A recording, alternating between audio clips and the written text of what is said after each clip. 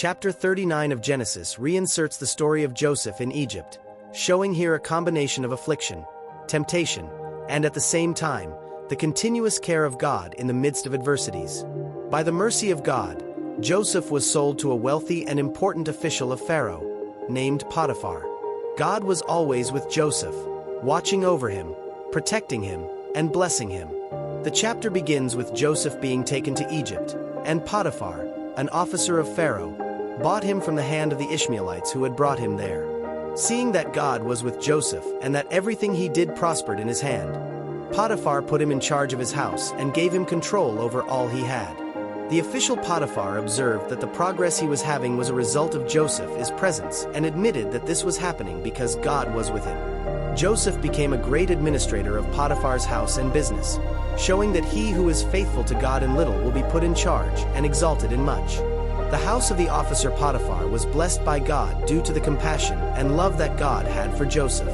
Joseph, who had been sent to another land because of his brother's anger, now had God's blessings in his master's house, Potiphar, and the main thing is that Potiphar knew all blessings came from God. Potiphar's trust in Joseph was very great, so much so that he entrusted all administration to Joseph, except for the food he ate. Jose was very handsome in appearance and mannerisms. His beauty caught the attention of Potiphar's wife, who began to desire him. However, Joseph rejected all her advances, showing his moral standard. It is rare for physical characteristics of someone to be mentioned in the Bible. This fact also occurred with Rachel, Rebekah, Sarah, and David. It is also likely that Potiphar's wife's desire was more due to being bored or other interpretations. Among them the fact that the official, her husband, was very absent.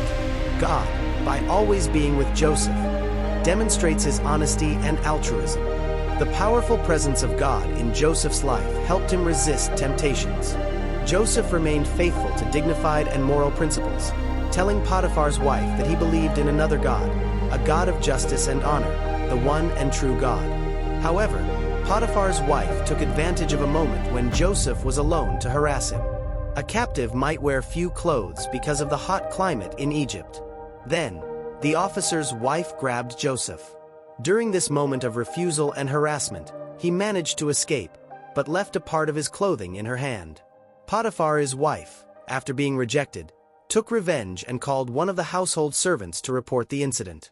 She claims that her husband had brought a Hebrew to insult them, expressing the anger and contempt of her people, highlighting the strong prejudice the Egyptians had against the peoples of Canaan. The Egyptian servants, perhaps out of envy for Joseph's prosperity, were ready to listen to and believe the lies of Potiphar's wife, and they did not deny her. However, the accusation of abuse at that time was as serious as it is today, and the act committed by a slave against the wife of an official was extremely grave and humiliating. The penalty for the accused could be death. It was already expected that Potiphar would have his anger inflamed. He was a very important official, and Jose, in his capacity as his servant, had become part of the family. Maybe that is why Joseph was sent to a special prison. Moreover, because Potiphar knew of his wife's bad character, but to avoid dishonoring her, he sent Joseph to prison and not to death. Potiphar did not have Joseph condemned to death, nor did he kill him with his own hands. During Joseph's stay in the official's house, showing an impeccable character and by God's protection that broke Potiphar's heart, he did not believe the story his wife told. However, it was necessary for Joseph to be imprisoned. He was imprisoned for something he refused to do. God stayed by Joseph's side. Even in prison, God's compassion can be represented by his goodness and generosity, changing destinies and charting other plans, which can be fulfilled through other people. For God touches all those who are necessary so that those who have a purpose are guided to his plans.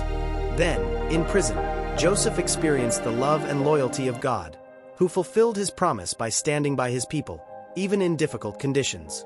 The jailer was the one in charge under Potiphar's orders. He knew, just as Potiphar knew, that the one who sustained and brought joy to Joseph was God. Thus, the jailer entrusted all the prisoners into Joseph's hands, who, due to his great leadership ability, managed everything that was done there. The dignity and efficiency of Joseph were greatly blessed by God, even in such difficult circumstances. Faith was a crucial factor in strengthening Joseph, for, by his benevolence, God kept him standing in the face of tribulation, offering him comfort, courage, strength, and encouragement, just as it can be for us. We see that Joseph is the representation that a chosen one of God can make a difference. Jose made a difference wherever he went, both in the choices he made and with the people he associated with. All the adversities that came against him did not make him deviate from the integrity of his character. We had the firm purpose of not sinning against God. For, when we sin, first and foremost we sin against God. Not sinning against God is an essential principle for those who want to please God and, consequently, have a blessed life.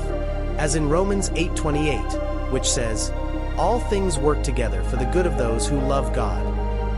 Joseph proved this, and we can also taste the riches of God's glory. When we observe the text, we notice deep teachings for our walk with God. God is with us, even in the bad times. He is still present in our difficulties, conflicts, losses, and injustices. This comforts and encourages us. We also see probity, in which we are called to live integrally, even when no one is watching, for we must honor God above immediate desire. Overcoming is another important factor, because, when we are treated unfairly, our first reaction is to give up or rebel. But we must, like Joseph, remain loyal to God, even in pain or difficulty. For what God determines, no one can change. God exalts, and this shows us that circumstances do not limit God's action. We may be in moments of difficulty, storms, or struggles, but God is always with us, opening paths for us. Thus, anguish or pain is not the end of the story, but a new beginning, a new phase for the fulfillment of God's plan. We must trust that God rebuilds the path even when the road is twisted. Did you like the content? Leave your like, share with your friends, and subscribe to the channel for more inspirational messages. Thank you for watching the video. We will see you in the next video.